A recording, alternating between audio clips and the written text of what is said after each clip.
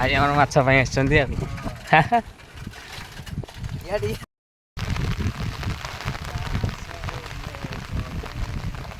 ନମସ୍କାର, ଜୟ ଜଗନ୍ନାଥ। ମୁଁ ଆପଣଙ୍କୁ ସ୍ୱାଗତ କରୁଛି ମୋର ଆଉ ଏକ ନୂଆ ବ୍ଲଗ୍ରେ। ତ ସାଙ୍ଗମାନେ ଆଜି ଆମେ ଆସିଛୁ ଟିକେ ରିଲ୍ସ କରିବୁ। ତ ଭାଇ ବି ଆସିଛନ୍ତି ପଛରେ ଦେଖ, ମାନେ ବର୍ଷା ପାଗ ଗୋଟେ ଛତା ଧରି ଆମେ ଧାଇଁଛୁ 4-5 ଜଣ ରିଲ୍ସ କରିବୁ ବୋଲିକି। ଛୁଆ ଗୁରେ ସିଆଡ଼େ ଆସୁଛନ୍ତି ପଛରେ, ଆମେ 2 ଜଣ ଆଗୁଆ ଆସିଛୁ ଜାଗା ସିଲେକ୍ସନ୍ କରିବୁ କେଉଁଠି ରିଲ୍ସଟା ଆଜି ହେବ। ଦେଖନ୍ତୁ ସାଇଡ଼୍ରେ ମାନେ ଭ୍ୟୁଜ୍ ଦେଖକୁ ବଢ଼ିଆ ଆସୁଛି।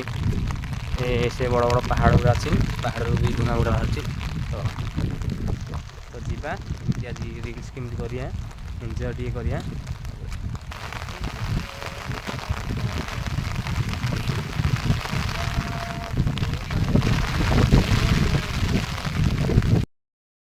ଆପଣ ଜାଣିଥିବେ ଆମେ ବ୍ଲଗ୍ କରି ଯାଉଥିଲୁ, ରିଲ୍ସ କରି ଯାଉଥିଲୁ, ମାନେ ଏମିତିରେ ବର୍ଷା ପକେଇଲା ଆଉ ରିଲ୍ସ କ'ଣ ଛତା ନୋଟ୍ ଦେଲା। ତ ଆମେ ଆସିଲୁ ଘରକୁ ଖାଇ ପିଇକି ବାହାରିଲୁ। ଖାଇ ପିଇକି ତାସ ଖେଳୁଥିଲୁ, ତାସ ଖେଳିକି ଏବେ ଆମେ ବାହାରିଲୁ ନା ଆମ ନଦୀ କୂଳ ଆଡ଼େ। ଦେଖ ମାନେ ଚାରିଆଡ଼େ ପାଣି ବଢ଼ି ହେଇଛି, ପାଣି ପୁରା ବିଲରେ ବା ଫୁଲ୍ ହେଇଗଲାଣି, ମାନେ ଟ୍ରାକ୍ଟର ହେଇଗଲାଣି ପାଣିରେ। ଏତେ ପାଣି ହେଇଗଲାଣି ଦେଖ ସେପଟେ ପାହାଡ଼ରେ କିନା କେମିତିକା ବି ଅଛି। ଦେଖ ପାହାଡ଼ରୁ ତ ଧୂଆଁ ବାହାରିବ।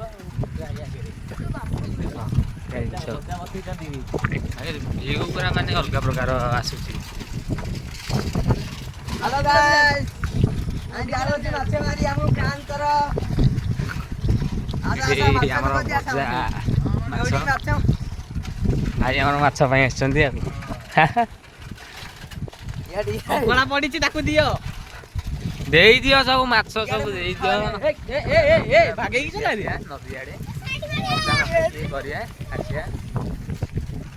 ନଈ ପୁରା ଫୁଲ୍ ହେଇଗଲାଣି, ଆଉ କିଛି ଦିନ ଯଦି ବର୍ଷା ଏମିତି ଲାଗି ରହିବ ନଈ ପୁରା ଫୁଲ୍ ହେଇଯିବ। ଆଉ ଅଳ୍ପ ବାଟ ଅଛି ଦେଖ, ସେଇଟା ଆଉ ଅଳ୍ପ ବାଟ ଯଦି ଫୁଲ୍ ହେଇଯିବ ନଈଟା, ଗାଁରେ ପାଣି ପଶିବ। ଦେଖ ପାଣି ବଢ଼ି ହେଇଛି ଟିକେ, ମାନେ ଦେଖ ସବୁ ଅସୁବିଧା। ଏପଟେ ତ ବଜା ଚାଲିଛି ଆଉ ମାଛ ପଡୁଛି ନା ନାଇଁ? ମାଛ ଦେଖ, ମାନେ ଗଲା ବେଳକୁ ଟ୍ରାକ୍ଟରଟା ସେଠି ଧୁଆ ଚାଲିଥିଲା, ଯାଇକି ଆସିଲା ବେଳକୁ ଟ୍ରାକ୍ଟର ଧୁଆ ବି ସରିଲାଣି।